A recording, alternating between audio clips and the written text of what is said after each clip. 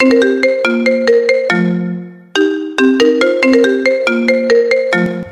যে বন্ধুরা শুনছো, নতুন নতুন রোমান্টিক ভালোবাসার গল্প পেতে ও শুনতে চাইলে আমাদের অফিশিয়াল চ্যানেলটি সাবস্ক্রাইব করে বেল বাটনটি অন করে দিও।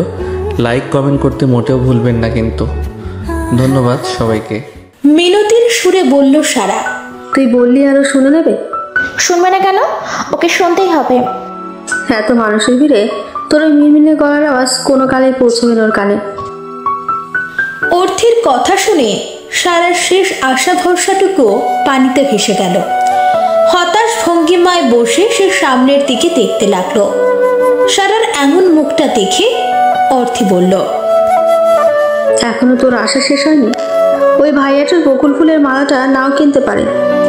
সারা অর্থের কথা শুনে মুখ বাঁকিয়ে বলল, এত সুন্দর বকুল ফুলের মালা নিজের কাছে এনে ছেড়ে দেয় নাকি কেউ?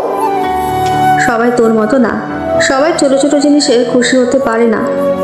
বকুল ফুলের মালা বিক্রি করা ছেলেটার জন্য মালাটা বিক্রি করাই অনেক বড় ব্যাপার, আর এতেই ও খুশি। আবার মালাটা কেনার জন্য যে ছেলেটা মালাটা নিয়ে নাড়াচাড়া করছে, তার জন্য মালাটা কেনা নিতান্তই ছোট একটা ব্যাপার। এখন দেখা যাক ছেলেটা ওই বকুলের মালা কেনে নাকি। অর্থের কথা শুনে সারার মুখটা আশায় চকচক করতে লাগলো। মনের মধ্যে আবারও আশার আলো জেগে উঠল এই ভেবে যে হয়তো মালাটা সে পেতেও পারে। এই আশায় সে অদূরে থাকা বকুলের মালা নেড়ে চেটে দেখা ছেলেটার দিকে তাকিয়ে রইল। মেডিকেল কলেজ থেকে বের হয়ে সারার অর্থী লোকে লোকারণ্য এক পার্কে এসে বসলো। দুজন বেশ আরামসেই গল্পগুজব করছিল। হঠাৎ সারা টের পেল আশেপাশে তীব্র এক মিষ্টি গন্ধ, যা বারবার নাকে এসে বাড়ি খাচ্ছে। গল্পের মাঝেই এদিক ওদিক তাকিয়ে সে দেখতে পেল একটা ছোট ছেলে শুকনো বকুল ফুলের মালা বিক্রি করছে। সেই ছেলের হাতে মাত্র একটি মালা অবশিষ্ট আছে। কোনোদিন বকুলের মালা কেনেনি সারা, তবে অনেক আগে গ্রামের বাড়িতে ছোট পিচ্চি বাচ্চারা নিয়ে এসেছিল বকুল ফুল। সে ছোট ছিল বলে তখন বকুল ফুলগুলো রেখে দেওয়ার প্রয়োজন মনে করেনি, কিন্তু এখন শুকনো বকুল ফুলের মালা দেখে সারার সেটার প্রতি লোভ লেগে যায়। বকুল ফুলের মালার ঘ্রাণ শুকবার তীব্র ইচ্ছাটাকে সে কোনো মতে প্রাধান্য না দিয়ে থাকতে পারল না। মালাটা দেখে সারার ডাক দেওয়ার আগেই পিচ্চি ছেলেটা তার থেকে একটু দূরে বসে থাকা হালকা হলুদ রঙের শার্ট পরিহিতা ছেলেটার কাছে চলে যায়। সেই ছেলেটি অবশ্য পিচ্চি ছেলেটাকে ডেকেছিল মালা কেনার জন্য। ছেলেটি বেশ নেড়েচেড়ে মালা দেখছিল, তা সারা পেছন থেকে দেখে বুঝতে পারল। মালাটি নেওয়ার জন্যই সারা এমন মিনতি করছিল, তবে দূর থেকে, কারণ অপরিচিত কারোর কাছে গিয়ে ঝগড়া করে কোনো জিনিস নিয়ে আসাকে মোটেও ভদ্রতার চোখে দেখা যায় না। এটা সারা ভালো করে জানে। আর ঝগড়া ছাড়া এত সুন্দর মালা অপরের কাছ থেকে এত সহজে পাওয়া মোটেও সম্ভব না। তাই বসে থেকে থেকে এইটুকুই আশা করতে পারে সে, যে ছেলেটা যাতে কোনো মতেই বকুলের মালাটা না কেনে। আরিশ নেড়ে চেড়ে বকুলের মালাটা দেখছে, মাঝে মাঝে নাকের কাছে নিয়ে মিষ্টি ঘ্রাণ নিচ্ছে। প্রায় 6-7 মিনিট যাবৎ সে কাজগুলো করছে। তার সামনে দাঁড়ানো পিচ্চি ছেলেটা এতক্ষণ ঠিকঠাক দাঁড়িয়ে থাকতে পারলেও এখন আর ধৈর্য ধরে রাখতে পারছে না। তাই সে ব্যাপক বিরক্তি আর অধৈর্য নিয়ে বলল, ভাই মালটা কি কিনবেন আপনি? আরিশ ছেলেটার কথায় ভ্রুকুটি করে বলল, এত অধৈর্য হচ্ছ কেন তুমি? ছেলেটা বিরক্তিসূচক এক আওয়াজ করে বলল, ভাই 5 মিনিটের বেশি হয়ে গেছে, আপনি মালটা নিয়ে নড়চড়া করে যাচ্ছেন, কিনবেন তো নাকি? কিনবো তো, তোমার আপু আসুক, ওর যদি পছন্দ হয় তাহলে তোমাকে এক্সট্রা দাম দিব মালাটার জন্য। এক্সট্রা দাম দিব? এই কথাটা শোনার সাথে সাথে পিচ্ছি ছেলেটার সব বিরক্তি মুহূর্তে উধাও হয়ে গেল। এবার সে বেশ বিনতি আর নম্র সুরে বলল, তুই আপা কখন আসবে? ছেলেটির কথা শুনে আরিশ হাত ঘড়িটার দিকে এক নজর দিয়ে বলল, এখনই তো আসার কথা। বলে সে আশেপাশে একটু নজর বোলাতেই নীরাজকে দেখতে পেল। নীরাকে দেখার সাথে সাথেই আরিশের মুখটা খুশিতে চকচক করতে লাগলো। সে আনন্দের সহিত বলল, ওই যে তোমার আপু চলে এসেছে। আরিশের কথা শুনে পিচ্চি ছেলেটা ঘাড় ঘুরিয়ে তার সে কাঙ্ক্ষিত আপুকে দেখতে চাইল। পিচ্চিটা ছেলেটা তাকানোর কয়েক সেকেন্ডের মধ্যেই নীরা তাদের কাছে চলে এলো। নীরাকে দেখে পিচ্চি ছেলেটা ঠোঁটে হাসি ফুটিয়ে বিনীত সুরে জিজ্ঞাসা করলো, আপা ভালো আইছেন? নোংরা ছেঁড়া টি শার্ট আর হাফ প্যান্ট পরহিতা বাচ্চা ছেলেটাকে দেখে নীরা নাক সিটকে আরিশকে বলল, এইসব কাদের সাথে কথা বলো তুমি? এদের ড্রেস আপ দেখলে তো কেমন লাগে। আর তোমার কি মাথায় প্রবলেম আছে? এসব জায়গায় কেউ দেখা করতে আসে নাকি? হ্যাঁ? নীরার মুখে সব কথা শুনে ছেলেটা বেশ কষ্ট পেল, সাথে হতাশও হলো। কিন্তু সে তার সেই হতাশাটুকুকে দৃষ্টিপাত হতে দিল না, কারণ সে আগে থেকেই জানে তাদের মতো মানুষের সাথে সবাই ভালো করে কথা বলে না। হ্যাঁ, মাঝে মাঝে তাদের দেখা হয় মন ভালো করা কিছু মানুষের সাথে। নীরার কথাগুলো শুনে আরিশ একটু চোখ রাঙিয়ে বলল, একটু ভালো করেই কথা বলো। আরিশের কথা শুনে নীরা মুখ বাঁকিয়ে রইল। তা দেখে আরিশ বলল, আচ্ছা, অসব কথা বাদ দাও, আগে বলো এই শুকনো বকুলের মালাটা কেমন লাগছে? কিনবো তোমার জন্য। বলে আরিশ নীরার দিকে বকুলের মালাটা এগিয়ে দিল। আরিশের হাত থেকে মালাটা নিজের হাতে নিল নীরা, তবে হাসি মুখে না, এক রাশ বিরক্তি আর অসহ্যকর অনুভূতি নিয়ে। মালাটা নিয়ে সে নাকের কাছে নিল ঘ্রাণ শুকবার জন্য। কয়েক সেকেন্ড পরে সেই বকুল ফুলের মালাটার স্থান পরিবর্তিত হয়ে গেল। নীরার হাত থেকে সোজা মাটিতে গিয়ে পড়ল সে। মালাটা ফেলে দিয়েই নীরা আরিশের দিকে রাগান্বিত দৃষ্টিতে তাকিয়ে বলল, এত গন্ধযুক্ত সুকল্ট বকুল ফুলের মালা দেওয়ার জন্য তুমি আমাকে এই পার্কে ডেকেছো? Like seriously? এসব 2 টাকার ফুল কে কেনে? হ্যাঁ, আর কত তীব্র গন্ধ হয়ে শুকেছে একবারও। আমার কেমন জানি অ্যালার্জি টাইপের ফিলিংস আসছে। মালাটা ফেলে দেওয়ার সাথে সাথে পিচ্ছি ছেলেটা সেটা উঠিয়ে নিয়ে নীরার উদ্দেশ্যে অস্ফুট স্বরে একটা গালি দিয়ে সেখান থেকে চলে গেল। অসহায় আশাভঙ্গী দৃষ্টিতে একবার নীরার দিকে তাকালো, তো একবার বকুলের মালা বিক্রি করা সে ছেলেটার দিকে তাকালো। একটা দীর্ঘশ্বাস ফেলে সে নীরার দিকে ফিরে তাকালো। নীরা আবারও বলল, তোমার সাথে রিলেশনের কয়েক মাস হয়ে গেল, আর কয়েক মাস পরেই 1 বছর হয়ে যাবে, অথচ তুমি এখনো আমাকে তোমার আমার সব পছন্দের বিষয় তুমি জানোই না। অপরাধী কণ্ঠে বলল, বকুল ফুলের মালা তো সবারই পছন্দ, আমি ভেবেছি তোমারও পছন্দের হবে। সবার পছন্দ আর আমার পছন্দ এক না। বলে নীরা আরিশের দিকে রাগী দৃষ্টিতে তাকিয়ে রইল। এতক্ষণ সবটাই দেখছিল সারা আর অর্থী। মালাটার প্রতি নীরার ব্যবহার দেখে দুজনই হতবাক হয়ে যায়। এতে বেশ কষ্ট পায় সারা আর অর্থী।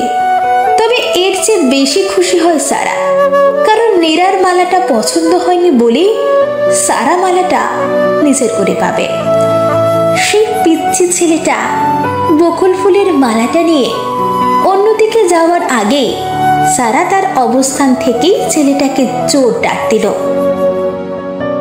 প্লিজ ভাই, দোহাই লাগে, এমনটা করিস না।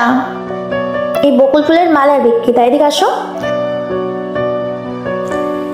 বলে সে বসা থেকে উঠে দাঁড়িয়ে পড়ল।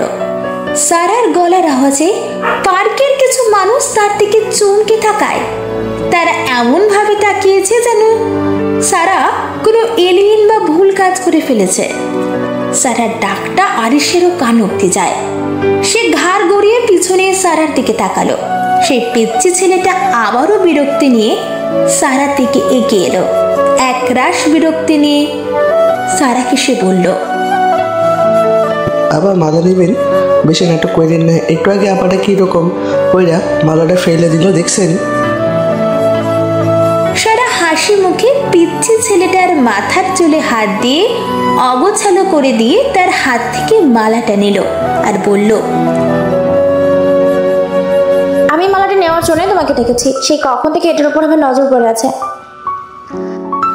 সারার কথা শুনে ছেলেটা হঠাৎ অবাক হয়ে বলল, আপা মালাটা তো মাটিতে পড়ছিল, এখন ময়লা লেগে আছে, আপনি এমনটাই নেবেন? সারা মুচকি হেসে বকুলের মালাটা একটু ছেড়ে নিজের ব্যাগে ঢুকিয়ে বলল, পছন্দের জিনিস ময়লা হলেও সমস্যা নেই, একটু পরিষ্কার করার প্রয়োজন শুধু। যাই হোক, কত টাকা পড়লো? ছেলেটা এবার মুচকি হেসে সারাকে ফুলের দামটা বলল। সারা দাম চুকিয়ে দিলে ছেলেটা হাসি মুখে সেখান থেকে চলে যায়। এতক্ষণ সবটাই দেখছিল আরিস, আর সাথে অবাকই হচ্ছিল শুধু। শুকনো বকুল ফুলের মালার প্রতি একজনের তীব্র ভালোবাসা আর আরেকজনের তীব্র বিরক্তি সবটাই তাকে হতবাক করে দিচ্ছে। সে মনে মনে ভাবছে মেয়েটা হয়তো একটু অন্যরকম, নাকি অন্য সব সাধারণ মেয়েদের মতো। ধ্যাত, শুধু শুধু অপরিচিত এক মেয়েকে নিয়ে এত ভাবার কি আছে?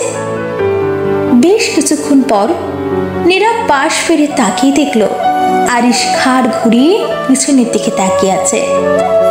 এটা দেখে নীরা রেগে সাথে সাথে আরিশের থুতনিটা শক্ত করে ধরে আরিশের মুখটা নিজের দিকে ঘুরিয়ে রাগী স্বরে বলে, ওদিকে কি? তোমার গার্লফ্রেন্ড এখানে, ওখানে না। নীরার কথা শুনে আরিশ একটা ঢোক গিলে মুখে জোরপূর্বক হাসি টেনে বলল, কিছুই না তো, চলো যাওয়া যাক। বলে সে নীরার হাত ধরে গেটের দিকে প্রস্থান করল। গেট দিয়ে বের হওয়ার আগে তার নজরটা অজান্তেই সারার দিকে চলে গেল। বাসায় ফিরে ফ্রেশ হয়ে ব্যাগ থেকে শুকনো বকুলের মালাটা বের করল সারা। কিছুক্ষণের মাঝেই পুরো ঘরময় ফুলের ঘ্রাণের ছড়াছড়ি হয়ে গেল। সারাদিনের ক্লান্তি দূর হয়ে গেল নিমেষে। বকুলের মালাটা টেবিলে রেখে সারা ওয়াশরুমে চলে গেল ফ্রেশ হতে। ওয়াশরুম থেকে বের হতেই সে দেখল আভা বেশ নেড়ে চেড়ে নাকের কাছে নিয়ে বকুল ফুলের মালাটা শুকছে। সারাকে দেখেই আভা বলল, আপু কোথায় পেলে এটা? বকুল ফুল না? সারা তোয়ালে বারান্দায় ছাড়িয়ে এসে আভার কাছ থেকে মালাটা নিয়ে বলল, আমি আর অর্থি পার্কে বসেছিলাম গল্প করার জন্য। সেখানে দেখলাম একটা পিচ্চি ছেলে বকুল ফুলের মালা বিক্রি করছে, তাই কিনে নিলাম। এবার আমার রুমটা ঘ্রাণে ভরপুর থাকবে। আহা! আভা সবটা শুনে করুণ চাহনিতে সারার দিকে তাকিয়ে বলল, এটা আমাকে দিয়ে দে আপু, তুই পরে আরেকটা কিনিস, আমার খুব ভালো লেগেছে। সারা ভেঙচি কেটে বলল, শখ কত, টাকা দিয়ে আমি কিনেছি এটা, আর পরের বার পাবো কি না সন্দেহ, তাই তোকে এটা দিচ্ছি না। আপু প্লিজ প্লিজ। হুট, যা এখান থেকে। পরের বার পেলে তোকে নতুনটা এনে দিব। এটা আমারই থাকবে। সারার কথা শুনে আভা আর উপায় না পেয়ে মুখ বাঁকিয়ে বকতে বকতে রুম থেকে চলে গেল। সারা শুকনো বকুল ফুলের মালাটা টেবিলের ড্রয়ারে রেখে মোবাইলটা নিয়ে বেডে শুয়ে পড়ল। রেস্টুরেন্টে বসে বসে কফি খাচ্ছে আরিশ আর নীরা। এতক্ষণ ঠিকঠাক থাকলেও আরিশ এখন রীতিমতো বিরক্তি বোধ করছে নীরার কথাবার্তা শুনে। সে না পারছে সইতে, না পারছে কিছু বলতে। নীরা কফির মগে শেষ চুমুকটা দিয়ে আরিশের দিকে তাকিয়ে বলল, আচ্ছা তুমি গাড়ি কবে কিনছো তাই বলো, কতদিন আর বাইকে নিয়ে ঘুরবে আমাকে? আরিশ একটা দীর্ঘশ্বাস ফেলে বলল, গাড়ি যেদিনই কিনি না কেন আমার বাইকটা আমি ছাড়ছি না। নীরা ভুরু কুঁচকে জিজ্ঞেস করলো, এই বাইকে এত কি আছে? বেশ পুরনো মডেলের বাইকই তো। আরিশ মানিব্যাগ থেকে টাকা বের করতে করতে বলল, হোক পুরনো, তবে এটা আমার শখের বাইক। ইন্টারে থাকতে যখন ঢাকার কলেজে ভর্তি হই তার 1 বছরের মধ্যেই বাইকটা কিনেছিলাম, নিজের কিছু জমানো টাকা আর আব্বুর দেওয়া টাকা দিয়ে। তখন থেকেই বাইকটা আমার হৃদয়ে জায়গা করে নিয়েছে। কেউ 1000 বার বললেও আমি ওকে ছাড়ছি না। বলে চেয়ার ছেড়ে উঠে দাঁড়ালো সে। আরিশকে দেখা দেখি নীরাও উঠে দাঁড়ালো। রেস্টুরেন্টের গেট দিয়ে আরিশের সাথে বের হতে হতে নীরা সন্দেহ ভরা আওয়াজে জিজ্ঞাসা করলো, আচ্ছা আমাকে আর বাইকের মধ্যে একজনকে চুজ করতে বললে তুমি কাকে চুজ করবে? নীরার কথা শুনে আরিশ মৃদু হেসে বলল, বাহ, আমি বাইকটা ছেড়ে দিতে বললে কি করবে? পরে না হয় একদিন জানাবো, আজকে থাক। আর চলো তোমাকে বাসায় পৌঁছে দিই। আরিশের কথা শুনে নীরা ভিতর ভিতর বেশ রাগী হলো, তবে সেটা বাইরে প্রকাশ করলো না। আরিশ বাইকে চড়ে ইশারা করে নীরাকেও বসতে বলল। না চাওয়া সত্ত্বেও নীরা বাইকে চড়ে বসলো। মাঝ রাস্তায় হঠাৎ নীরা আরিশকে বলে, আচ্ছা বাইকটা ছাড়ার দরকার নেই, বাইক থাকা অবস্থায় তুমি একটা কার কিনো। হেলমেটের মধ্যে দিয়ে গলার আওয়াজ বেশ উঁচু করেই আরিশ বলল, কার কিনবো, তবে এখন না, এখন আমার কাছে পর্যাপ্ত টাকা নেই। তো তোমার বাবার কাছে চেয়ে নাও। পাগল হয়ে গেলে নাকি তুমি? টাকা উপার্জন করার পরেও বাবার কাছে আমি আমার আরাম আয়েশে টাকা নিতে যাব কেন? তুমি ওনার ছেলে, আর ছেলের সুবিধা কি সে দেখবে না? আহানিরা, তুমি এত কার কার করছো কেন? তোমাদের তো কার আছেই। আর আমার বাইকে চড়তে বেশি অসুবিধা হলে বলো, আমরা রিকশায় চড়ে ঘুরবো। নীরা এবার একটা শুকনো ঢোক গিলে বলল, এই না না থাক, তোমার বাইকই ভালো আছে। নীরার কথা শুনে আরিশ হেলমেটের ভিতর থেকে মুখ টিপে হেসে দিল। নীরাদের প্রকাণ্ড বাসার সামনে এসে আরিশ বাইক থামালো। বাইক থামানোর পর নীরা নেমে আরিশকে জিজ্ঞাসা করলো, আচ্ছা আমার কথা তোমার বাসায় কবে বলবে? আরিশ আবারও বাইক স্টার্ট দিয়ে বলল, বলবো, দেখি একদিন সময় সুযোগ পেলেই বলবো। সেই সময় সুযোগ কবে আসবে? আরিশ প্রতি উত্তরে কিছু না বলে বাইক নিয়ে চলে আসলো। বাইকটা সোজা এসে থামলো 10 তলা ফ্ল্যাটের সামনে। বাইকটা পার করে দিয়ে আরিশ লিফটে চড়ে একদম 10ম তলায় নিজের ফ্ল্যাটের দরজার সামনে দাঁড়ালো। অলস ভঙ্গিতে পকেট থেকে চাবি বের করে দরজা খুলে বাসায় ঢুকলো সে। 10 তলার এই ফ্ল্যাটের বাসায় সে একাই ভাড়া থাকে। এই বাসাটা সে ভাড়া নিয়েছে চাকরি পাওয়ার পর। চাকরি পাওয়ার আগে পর্যন্ত সে মেসেই থাকতো। মেসের বিরক্তি কিছু বিষয়ের জন্য সে বাসা ভাড়া নিতে বাধ্য হয়। রুমে এসে ফ্রেশ হয়ে বিছানায় শুয়ে পড়ল আরিশ। কিছুক্ষণ পরই তার মায়ের ফোন এলো। আরিশের পরিবার রাজশাহীর এক গ্রামাঞ্চলে থাকে। গ্রামাঞ্চলে থাকলেও তার পরিবারের প্রভাব প্রতিপত্তি অনেক, বেশ পরিচিত তার পরিবার। যদিও আরিশের পরিবারের প্রভাব প্রতিপত্তি তার দাদার আমলে বেশি ছিল, তবে এখনো কম নেই। বর্তমানে তার পরিবার একটু অভাবের মধ্যে দিয়ে যাচ্ছে, যদিও আরিশের বাবা চেষ্টা করে যাচ্ছেন যাতে কোনো অভাবে না পড়তে হয় ওনার পরিবারকে। গ্রামের মার্কেটে আরিশদের অনেকগুলো দোকান আছে, আবার সব মৌসুমেই সব রকমের ফসল চাষ করার চেষ্টা করেন আরিশের বাবা। এসব দিয়ে তাদের সংসার চলে। মায়ের কল কেটে দিয়ে কল ব্যাক করলো আরিশ। কল রিসিভ করার সাথে সাথেই আমিনা বেগম বললেন, কেমন আছিস বাবা? এই তো আম্মু, ভালো। তুমি কেমন আছো?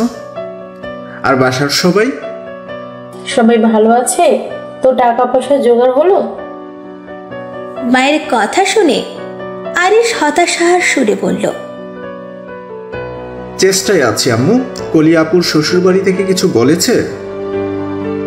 তেমন কিছু বলেনি, তবে আমি আর তোর বাবা চাচ্ছি যে কিছু বলার আগেই আমরা সব ব্যবস্থা করে রাখি। এখন বিয়ে পড়িয়ে রাখবে বলে তেমন ঝামেলা নেই, তারপরেও মেয়ের পরিবার বলে কথা। আম্মু, বুঝেছি। কোনো উপায় পেলে আমি অবশ্যই জানাবো। আর এখন রাখছি আম্মু, খাওয়া দাওয়া করব।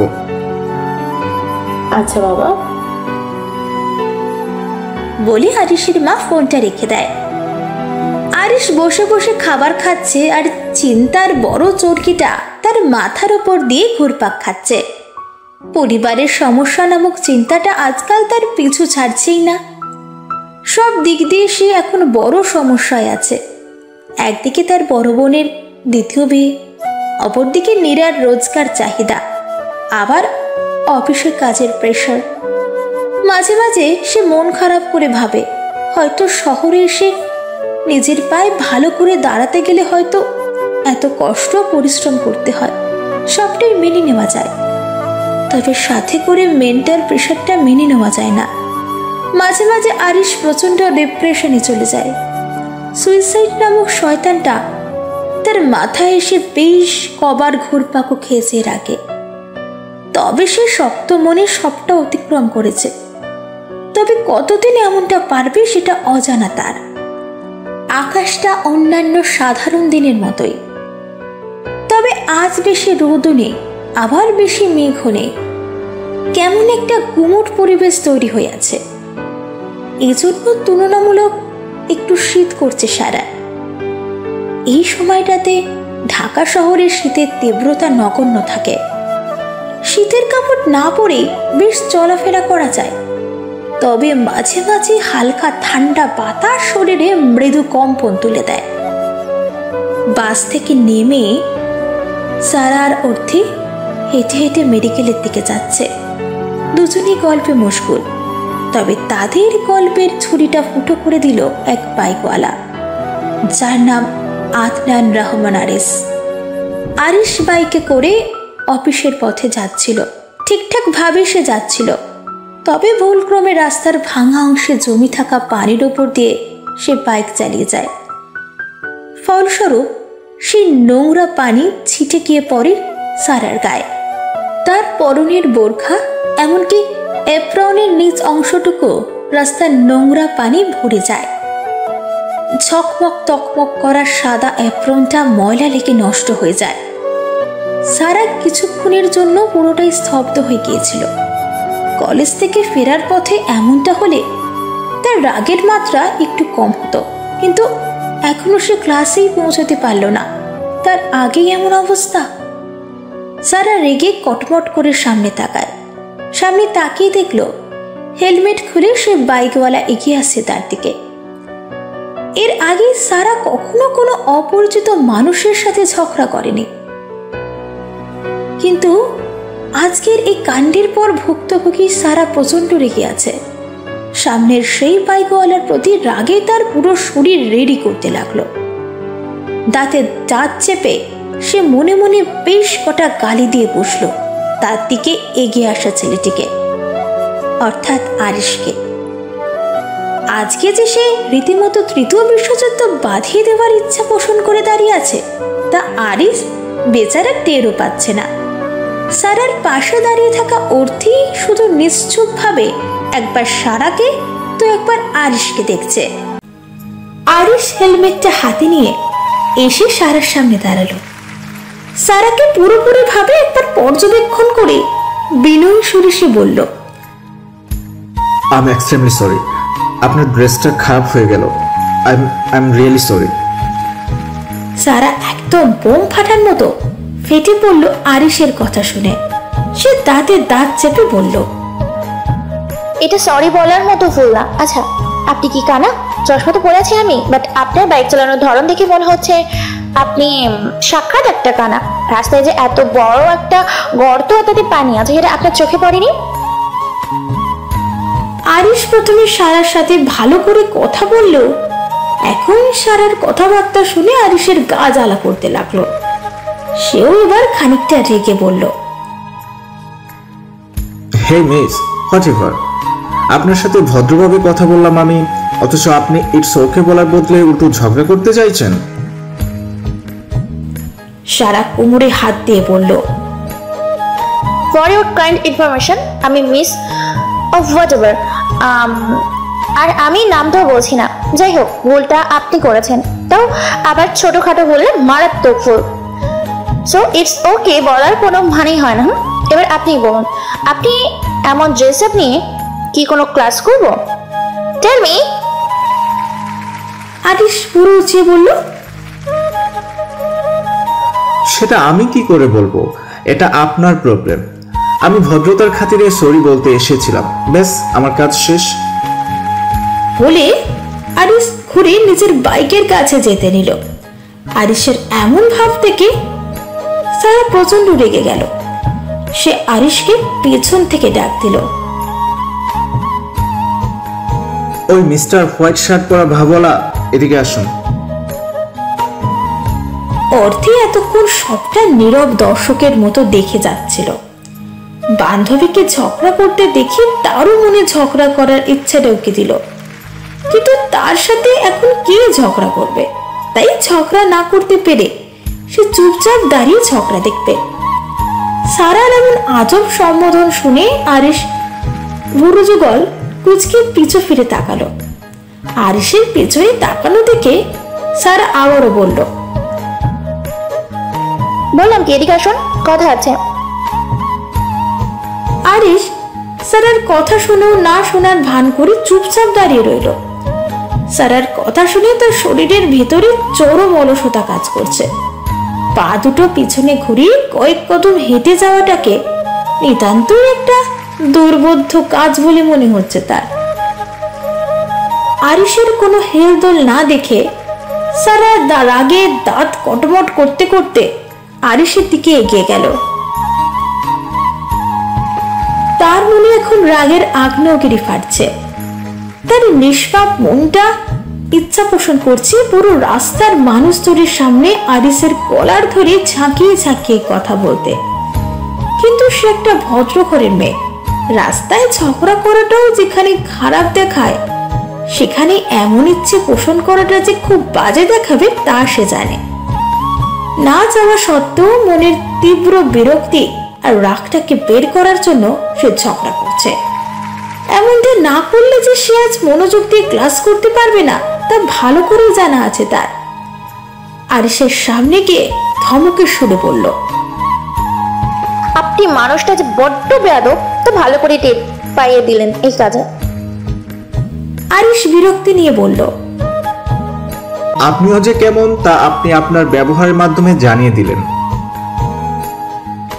আপনি কিন্তু বড্ড বাড়াবাড়ি করছেন। আমাকে এখন নতুন অ্যাপ্রন কেনার টাকা দিন, জলদি জলদি দিন। সারার কথা শুনে আরিশ চোখ বড় বড় করে বলল, পাগল নাকি? আমি কোন দুঃখে আপনার টাকা দিতে যাব? সারা স্বাভাবিকভাবে বলল, এই যে আমার সাদা অ্যাপ্রনটার কাদার দাগ ভরানোর দুঃখে টাকা দিতে যাবেন। তাড়াতাড়ি টাকা বের করুন দেখি, ক্লাসের জন্য দেরি হয়ে যাচ্ছে তো আমার। হাতে থাকা হেলমেটটা বাইকে রেখে দিয়ে আরিশ বলল, আপনি তো বড়ই আজব মেয়ে। একজন উডবি ডক্টর হয়ে সাধারণ মানুষের সাথে এমন ব্যবহার করছেন? সারা চোখ দুটো ছোট ছোট করে বলল, যে যেমন তার সাথে তেমন ব্যবহারই মানুষই। আপনি তখন এত ভাব দেখালেন বলেই আমার কাছ থেকে এমন ব্যবহার পাচ্ছেন। তাও আমাকে থ্যাঙ্কস বলুন যে আপনার সাথে বেশি খারাপ ব্যবহার করিনি আমি। পাগল নাকি? আমি কোন দুঃখে আপনাকে টাকা দিতে যাব? আহা, আচ্ছা, তখন না হয় আমি ভাব দেখালাম বলে আপনি এমন ব্যবহার করলেন। এখন কিন্তু প্রথমে তো আপনার সাথে ভালো করে কথা বলেই সরি বললাম, তারপরেও তো আপনি ঝগড়ার মোড়ে কথা বললেন, সেটা কি? ওইটা আমার রাগ ছিল। আপনি কি সুন্দর করে কাদা পানি ছিটিয়ে দিলেন আমার জামা কাপড়ে, তো আমার কি রাগ হবে না? আমি এখন চিন্তা করছি আমি কি করে এটা নিয়ে কলেজ ঢুকবো। অ্যাপ্রন খুলেও যেতে পারবো না, কারণ স্যাররা দেখলে বকবে। আমার পরেও যেতে পারবো না, মানসম্মানের ব্যাপার স্যাপার। এবার আমাকে উপায় বলুন, কি করবো আমি? আরিস কথার তোয়াক্কা না করে বাইকে উঠতে উঠতেই বলল, আমি জানি না, সেটা আপনার বিষয়। বলে আরিস বাইক স্টার্ট করতে যাবে, তার আগেই সারা তাড়াতাড়ি করে বাইকের চাবিটা খুলে নিল। আরিস রেগে সারাকে বলল, এসব কি ধরনের ব্যবহার? আমার বাইকের চাবিটা দিন, জলদি জলদি। সারা চাবিটা হাতের মুঠোয় শক্ত করে ধরিয়ে বলল, আগে আমাকে ক্ষতিপূরণ দিন, তারপর। 1 মাসও হয়নি নতুন অ্যাপ্রনটা কিনেছে, আর যে কাদা এর দাগ সহজে উঠবে না। সো নতুন অ্যাপ্রন কিনতেই হবে আমাকে। এবার ভদ্র ছেলের মতো আমাকে ক্ষতিপূরণ দিন তো। আরিস নাচর বান্দা, সে কোনো মতেই কোনোরূপ ক্ষতিপূরণ দেবে না। সে বুকে 2 হাত গুজে বলল, ক্ষতিপূরণ আমি দিচ্ছি না, এটা জেনে নিন। এবার চুপচাপ আমাকে চাবিটা দিয়ে দিন, এছাড়া আর কোনো পথ খোলা নেই আপনার সামনে। সারা ভুরু উঁচিয়ে একবার আরিসের দিকে তাকালো, এরপর ব্যাগ থেকে লাল রঙের পার্মানেন্ট মার্কার বের করতে করতে বলল, ক্ষতিপূরণ দিবেন না সত্যি? আরিস অন্যদিকে তাকিয়ে ভাব নিয়ে বলল, আচ্ছা ঠিক আছে, এই নিন আপনার বাইকের চাবি। বলে সারা আরিসের দিকে বাইকের চাবি এগিয়ে দিল। নিজের জয় আর সামনের মানুষটার পরাজয় দেখিয়ে খুশিতে বুক ফুলিয়ে আরিস বিশ্বজয়ের একটা হাসি দিল। সারার কাছ থেকে চাবিটা নিয়ে বলল, বলেছিলাম যে আপনার সামনে আর কোনো পথ খোলা নেই, সেই তো শেষমেশ চাবিটা দিতেই হলো। শুধু শুধু কথাবার্তা বলে দুজনেরই সময় নষ্ট হলো। বলে সে বাইকের ভেতর চাবিটা ঢোকাতে লাগলো। মার্কারের হেডটা খুলে সারা আস্তে আস্তে বলল, আমার ক্ষতি করে ক্ষতিপূরণ না দিয়েই চলে যাবেন? এটা কি করে ক্ষতি দিই আমি? বলে সে তাড়াতাড়ি আরিসের শার্টের হাতায় মার্কার দিয়ে জোরে জোরে ইচ্ছা মতো কয়েকটা দাগ দিয়ে দিল। এরপর ছোট ছোট পায়ে দ্রুত সে স্থান ত্যাগ করলো। সবকিছু এত তাড়াতাড়ি আরিসের চোখের পলকে হয়ে গেল যে সে তা ঠিকঠাক ধরতে পারল না। তার কাছে মনে হলো এটা কয়েক ন্যানো সেকেন্ডে ঘটে যাওয়া অনাকাঙ্ক্ষিত এক দুর্ঘটনা। তার বাইক স্টার্ট দিতে দেরি হলো, কিন্তু সারার কাজটা করতে দেরি হলো না।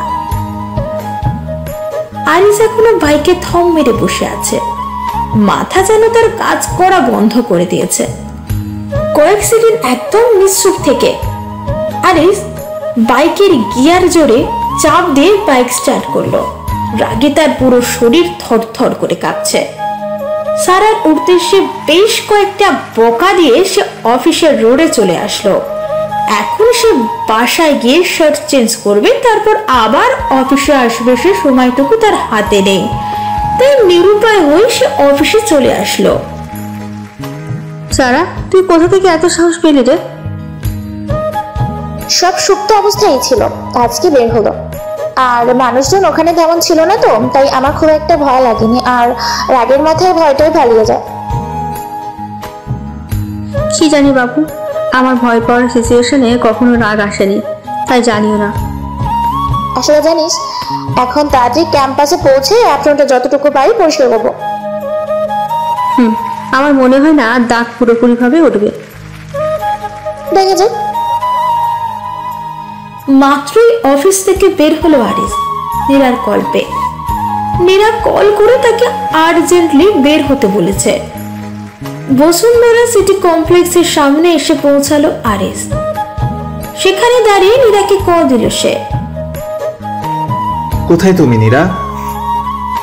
এই তো আর 2 মিনিট। আচ্ছা। 2 মিনিটের জায়গায় 10 মিনিট সময় নিয়ে নীরা শপিং কমপ্লেক্সের সামনে পৌঁছালো। নীরাকে কার থেকে নামতে দেখে আরিস এগিয়ে এলো। নীরা কার থেকে বের হয়ে আরিসের হাত ধরে শপিং কমপ্লেক্সের ভেতরে ঢুকলো। বেশ কিছুক্ষণ পর আরিস চিন্তিত স্বরে জিজ্ঞাসা করলো, এত আর্জেন্টলি আসতে বললে কেন? নীরা মুচকি হেসে বলল, একটা কাজে। কি কাজে? ততক্ষণে নীরা আর আরিস একটা শপের সামনে এসে দাঁড়ালো। নীরা আরিসকে এক প্রকার টেনিস শপটার ভেতরে নিয়ে গেল। সেখানে ডামের গায়ে পরানো একটা লাল কালো রঙের শাড়ির দিকে ইশারা করে নীরা বলল, এই শাড়িটা কিনে দেওয়ার কাজে। নীরার কথা শুনে আরিস এক নজর শাড়িটা দেখে নিল। শাড়িটা দেখে বেশ দামি মনে হচ্ছে। আরিস একটা শুকনো ঠোক গিলে নীরাকে জিজ্ঞেস করল, শাড়িটার প্রাইস কত? নীরা হাসি মুখে জবাব দিল, এই তো প্রায় 7,000। শাড়ির দাম শুনে আরিসের মাথায় যেন বাজ পড়ল। বিস্ময়কর এক উপাদান লাগছে তার কাছে এই শাড়িটা। সে আন্দাজ করেছিল শাড়িটা অনেক দামি হবে, কিন্তু এত দামি হবে সে ভাবেওনি। চেহারাটা তার ক্রমশ উদ্বিগ্নতায় ভরে গেল। আরিসের এই উদ্বিগ্ন ভাবটা নীরা দৃষ্টিপাত হলো না। সে তখনও হাসি মুখে দাঁড়িয়ে আছে। আরিসকে সে বলল, কিনে দাও এটা আমাকে। আগামী সপ্তাহে আমার এক কাজিনের বিয়ে, সেখানে এটা পরবো।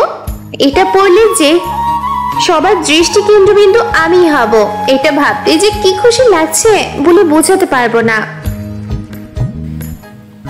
নীরার এমন ডিমান্ড দেখে আরিসের ভিতরে এক ধরনের হাহাকার দেখা দিল। এমনিতেই তার চাকরির সমস্যা চলছে, টাকার খুব অভাব না থাকলেও অল্প স্বল্প অভাব চলছে।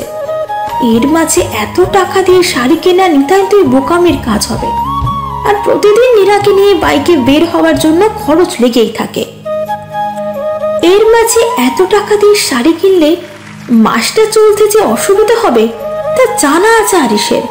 কেবল মাত্র মাসের শুরু, তার আগেই এত খরচ বোকারা করে বলেই জানা আছে তার। বেশ কিছুক্ষণ চুপচাপ থাকার পর আরিস নীরার হাত ধরে টেনে নিয়ে সব থেকে বেরিয়ে আসলো। আরিসের এমন হুটহাট কাজে নীরা বেশ অবাক হয়ে গেল। সে জিজ্ঞাসা করলো, কি হলো, বেরিয়ে এলে কেন?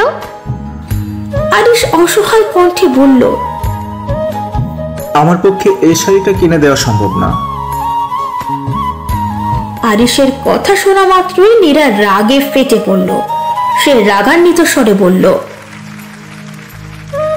কিসের বয়ফ্রেন্ড তুমি যে গার্লফ্রেন্ডকে সামান্য একটা শাড়ি কিনে দিতে পারো না?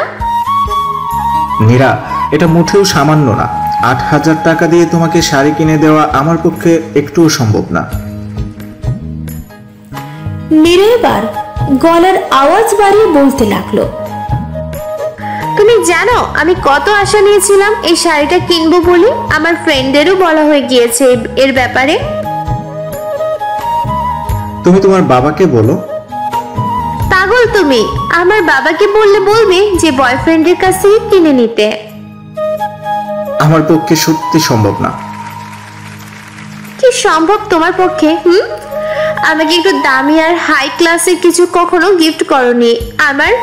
আবার আমি চাইলেও তুমি দাওনি। এমন রিলেশনে কতদিন টেকা যায় বলো? আরিস স্বাভাবিকভাবেই বলল, মানুষকে কিছু দেওয়া নেওয়ার জন্য রিলেশন করে, আর তোমাকে দেই না কারণ একে তো আমার হাতের অবস্থা রিসেন্টলি তেমন ভালো না। আর এসব আমার বউয়ের জন্য আমি হাসি মুখে কিনে দিতে রাজি আছি, তবে গার্লফ্রেন্ডের জন্য না। নীরা অবাক হয়ে বলল, তো তুমি কি আমাকে বিয়ে করবে না? বিয়ে করব না কেন? অবশ্যই করব। বিয়ের পর তুমি আমার বউ হবে, তখন তোমার সব ইচ্ছা পূরণ করব, তবে এখন না। তো বিয়ের আগে কি আমি কোনো ইচ্ছা পোষণ করব না। অবশ্যই করবে, তবে সেগুলো তোমার বাবা পূরণ করবে, আমি না। নীর এবার রেগে চলে যেতে যেতে বলল, তোমার মতো ছেলের সাথে রিলেশন করাটাই সবচেয়ে বড় ভুল ছিল আমার। নীরার কথা শুনে আরিশ সেখানে ঠায় দাঁড়িয়ে রইল। একদিকে সে যেমন নীরার শখকে পূরণ না করার জন্য কষ্ট পাচ্ছে, তেমন আর একদিকে নীরার কথাবার্তা ব্যবহার তাকে না বোঝার ক্ষমতা দেখে অবাক হচ্ছে। হঠাৎ তার মাথায় একটা প্রশ্ন বিদ্যুৎ গতিতে খেলে গেল। আচ্ছা, আমি কি ভুল মানুষকে এতদিন এত ভালোবেসেছি? অফিসের ডেস্কে মাথা নিচু করে বসে আছে আরিশ। সকাল থেকে মাথাটা প্রচন্ড যন্ত্রণা করছে তার। একদিকে যেমন মাথা ব্যথা, অন্যদিকে তেমনি জমানো কাজের প্রেশার। সব দিক দিয়ে চোখে সর্ষে ফুল দেখছে সে। আরিশের বসের পিয়ে আরিশের ডেস্কের কাছে এসে বলল, মিস্টার আদনান, আপনাকে বস ডাকছে, এখনই আসুন। পিয়ের কথা শোনার পর থেকে আরিশের বুকটা দুরু দুরু করে কাঁপতে থাকে। মন্দ তার ভালো কোনো সংকেত দিচ্ছে না স্যারের এমন ডেকে পাঠানোকে। সে জোরে একটা শ্বাস নিয়ে তার স্যারের কেবিনে গেল। May I come in sir? কাগজের থেকে মুখ উঠিয়ে আহসান সাহেব আরিশের দিকে তাকিয়ে বললেন, কামিন। আহসান স্যারের ইশারায় আরিশ কেবিনের ভিতর গিয়ে দাঁড়িয়ে থাকে। আরিশকে দাঁড়িয়ে থাকতে দেখে আহসান সাহেব বললেন, দাঁড়িয়ে আছেন কেন মিস্টার আদনান? আরিশ জোরপূর্বক হেসে চেয়ারটা টেনে বসে পড়ল। কয়েক সেকেন্ড চুপ থাকার পর সে পড়ল, স্যার, আমাকে ডেকে পাঠিয়েছিলেন যে? আরিশের কথা শুনে আহসান সাহেব হাতে থাকা ফাইলটা বন্ধ করে দিলেন। কিছুটা গম্ভীর হয়ে বললেন, মিস্টার আদনান, আপনার কি কোনো সমস্যা চলছে? আহসান সাহেবের কথাটা ঠিক ধরতে পারল না আরিশ। সে জিজ্ঞাসু দৃষ্টিতে কণ্ঠে সামান্য কৌতূহলতা বজায় রেখে বললেন, ঠিক বুঝতে পারলাম না স্যার। আহসান সাহেব হাতের কাছে থাকা পেপার ওয়ার্কটা নাড়াতে নাড়াতে বললেন, আপনাকে একটা প্রশ্ন করি। আরিশ কিছুটা ভয় নিয়ে বলল, জি স্যার, প্রশ্ন করুন। আহসান সাহেব তীক্ষ্ণ নজরে তাকিয়ে জিজ্ঞাসা করলেন, আপনি কি জবটা করা সুপারিশে পেয়েছিলেন? আরিশ বিস্ময় নিয়ে বলল, জি স্যার, আমি জবটা সম্পূর্ণ নিজের যোগ্যতায় পেয়েছি। তাহলে নিজের যোগ্যে কাজটা পেয়ে থাকলে এত অবহেলা কেন কাজের প্রতি? আমার ধারণা ছিল যারা সুপারিশের মধ্যে জব পেয়ে থাকে তারা এমন অবহেলা করে, কিন্তু আমার ধারণা সম্পূর্ণ পাল্টে গেল আপনাকে দেখে। আরিশ কিছু না বলে মাথা নিচু করে রইল। দোষটা তারই। সে পারফেক্ট হতে চেয়ে পারেনি। একসাথে সব দিকে সে সামাল দিতে পারেনি। পরিবারের প্রতি দায়িত্ব, প্রেমিকার প্রতি দায়িত্ব, অফিসের প্রতি দায়িত্ব, সবকিছু সে সামাল দিতে পারেনি। নিজের ব্যর্থতা আর অবহেলার জন্য এমন প্রতিকূল অবস্থায় তার চাকরিটাই না খোয়াতে হয়। এসব ভাবতেই গায়ে কাঁটা দিয়ে উঠল তার। সে একটা শুকনো ঢোক গেলে আহসান সাহেবের দিকে তাকিয়ে বললেন, স্যার, আমি এরপর থেকে আমার কাজের প্রতি পুরোপুরিভাবে নজর দিব। আপনাকে কোনো দোষ ধরার সুযোগ দিব না।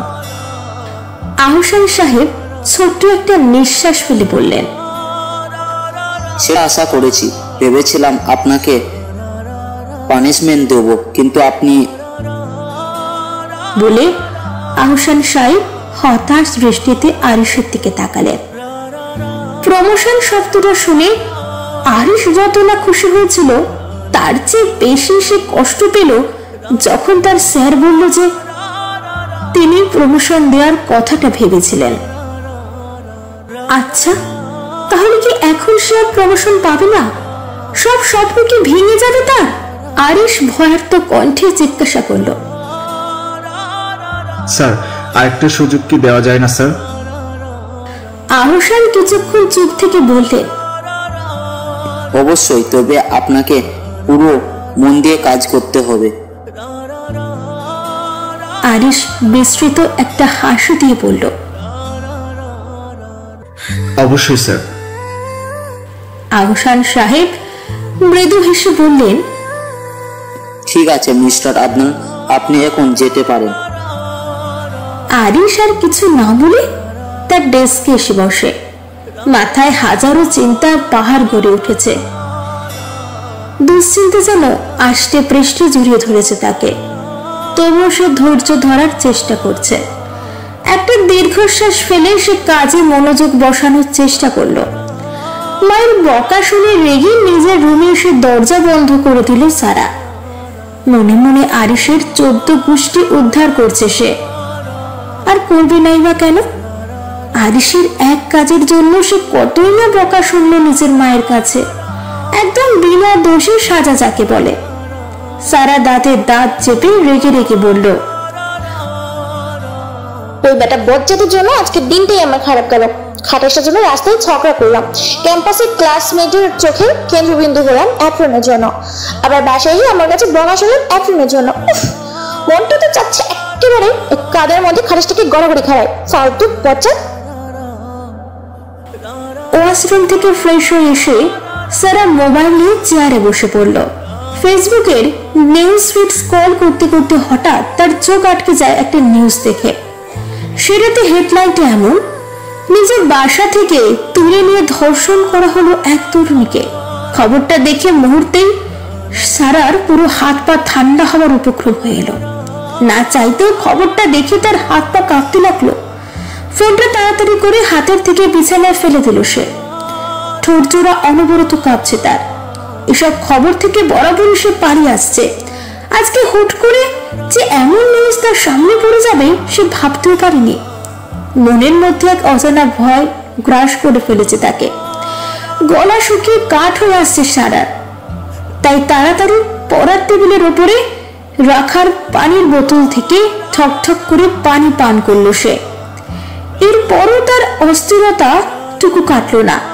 তাই আর উপায় না পেয়ে সে দ্রুত আপাত মস্তক লেপ টেনে নিয়ে শুয়ে পড়ল। পুরো শরীর তার এখনো কাঁপছে। কাঁপুনি বন্ধ হবার জন্য সারা নিজের পুরো শরীর শক্ত করে রাখার চেষ্টা করছে। বেশ কিছুক্ষণ পর সে নিজ চেষ্টায় সফল হলো। অবশেষে তার কাঁপুনি বন্ধ হয়ে এলো, কিন্তু পুরো শরীরে হুট করে কেমন যেন দুর্বল বোধ হতে লাগলো তার কাছে। তাই সে চোখ জোড়া বন্ধ করে দুর্বলতা বোধটা কাটিয়ে উঠতে চাইল। চোখ বন্ধ করেও সারা নিস্তার পেল না। বন্ধ চোখের সামনে বারবার সে নিউজটা ভাসতে লাগলো, আর কানের কাছে বাজতে লাগলো সে আত্মচিৎকার। ভয়ঙ্কর ঠেকলো তার কাছে এই চিৎকারটা, প্রচন্ড ভয়ঙ্কর। দুদিন পর রেস্টুরেন্টে এসে বসে ব্যস্ত ভঙ্গিতে কফির মগে চুমুক দিচ্ছে আরিশ। নীরার জন্য প্রায় 1 ঘন্টা যাবৎ অপেক্ষা করার পর বিরক্তি হয়ে 1 মগ কফি অর্ডার দিল সে। কফি শেষ হবার প্রায় 15 মিনিট পর নীরা রেস্টুরেন্টে আসলো। নীরাকে দেখে একদিকে যেমন আরিশ একটা স্বস্তির নিঃশ্বাস ফেলল, তেমনি আরেক দিকে সে বেশ বিরক্ত হলো। নীরা চেয়ার টেনে আরিশের সামনে বসতে বসতে মুখে একটা জোরপূর্বক হাসি ফুটিয়ে তুলল। আরিশ সেটা দেখেও না দেখার ভান করে বলল, কি অর্ডার দেব বলো? নীরা মৃদু হেসে বলল, তোমার যেটা ভালো লাগে সেটা, আর সরি ফর লেট।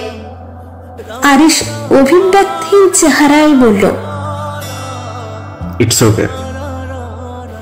নীরা বুঝলো আরিশ বেশ বিরক্ত হয়ে আছে, তাই সে এখন কথা না বলে চুপচাপ বসে রইল। আরিশ খাবার অর্ডার করার বেশ কিছুক্ষণ পর ওইটার খাবার দিয়ে গেল। খাবারের মাঝে নীরা তার কথার দ্বারা আরিশের বিরক্তিরা সব দূর করে দিল। এতে করে দুজনেই পুরো খাবার সময়টুকু বেশ এনজয় করলো। আরিশ আর নীরা খাওয়া দাওয়া করে রেস্টুরেন্ট থেকে দুটো কোক নিল। একটা আরিশ নিজের কাছে রাখলো, অপরটা নীরাকে দিল। নীরাকে কোকের বোতল দিয়ে সে বলল, তুমি আমার বাইকের কাছে যাও, আমি কোকের টাকা দিয়ে আসি। নীরা আরিশের কথা শুনে কোকের বোতলটা নিয়ে কোক খেতে খেতে বাইরে বের হতে গেল, কিন্তু গেটের কাছে এসে সে ধাক্কা খেল সারার সাথে। সারা আর অর্থি মাত্র রেস্টুরেন্টে ঢুকেছে। সারার সাথে নীরার ধাক্কা লাগার ফলে নীরার হাতের কোকের বোতল থেকে পুরো কোক পড়ে গেল সারা আর নীরার পরনের জামা কাপড়ে। এমন আচমকা হয়ে যাওয়া দুর্ঘটনায় নীরা আর সারা দুজনেই প্রচন্ড বিরক্ত হলো। তবে নীরা শুধু যে বিরক্ত হলো তা না, রাগ হলো। ভুলটা অবশ্য তারই ছিল। সে বাইরের দিকে তাকিয়ে হাঁটছিল। কোক পড়ার পর সারা একবার বিরক্তি নিয়ে অস্ফুট স্বরে নীরাকে উদ্দেশ্য করে বলল, ঠঙ্গি কানা মহিলা। সারার এই সম্বোধনটা অবশ্য নীরার কান পর্যন্ত পৌঁছায়নি, আর পৌঁছাবেই বা কি করে। সে তো এখন মনে মনে ভাবছে কি কি বলে তার সামনের মেয়েটাকে ধুয়ে দেওয়া যায়। নীরার চুপচাপ ভাব থেকে সারা মুখ তুলে একবার নীরার দিকে তাকালো, তো একবার অর্থের দিকে তাকালো। সারার চাহনিটা অবশ্য অর্থে বুঝতে পারলো ঠিকই, তাই সে সারাকে ইশারা করে বলল সামনের মেয়েটাকে সরি বলে দিতে। অর্থের ইশারা পেয়ে সারা বিরক্তি নিয়ে ছোট্ট একটা শ্বাস ফেলল। দোষটা তার নয়, তবুও এই সিচুয়েশন থেকে বের হওয়ার জন্য তাকে সরি বলতেই হবে। তাই সে বিরক্তি নিয়ে নীরার দিকে চেয়ে বলল, সরি আপু, ভুলে হয়তো ধাক্কা লেগেছে। নীরার মুখ থেকে ইটস ওকে শোনার অপেক্ষা করলো সারা, কিন্তু কয়েক সেকেন্ড পরও যখন কিছু শুনতে পেল না সে, তখন আর কিছু না বলে সে অর্থের হাত ধরে নীরার পাশ কাটিয়ে চলে যেতে নিল। কিন্তু নীরা নিজ জায়গায় দাঁড়িয়ে থেকে হাত বাড়িয়ে সারার হাতটা ধরে টান দিয়ে নিজের সামনে এনে দাঁড় করালো। নীরার এমন কাজে সারা ভুরু কুঁচকে নীরার দিকে তাকিয়ে বলল, এনি প্রবলেম? নীরা গলার আওয়াজ উঁচু করে বলল, ইয়েস, ভেরি বিগ প্রবলেম। আমাকে কোন সাহসে ধাক্কা দিলে তুমি? একই তো সারা ধাক্কা দেয়নি, তার উপর আবার নীরা তার উপর দোষ লাগাচ্ছে।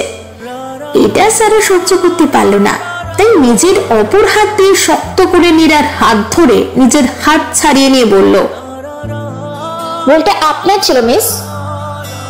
নীরা বেশ বদমেজাজি একটা মেয়ে, আর সে কোনো ক্রমে নিজের ভুল স্বীকার করে না কোনোদিনও। কারণ ছোটবেলা থেকে তার মাথায় এটাই কাজ করে আসছে যে তার দ্বারা কোনো ভুল হতেই পারে না। যা ভুল হবে সামনের মানুষটি দ্বারা হবে। সারার দোষারোপ শুনে নীরা রেগে বলল,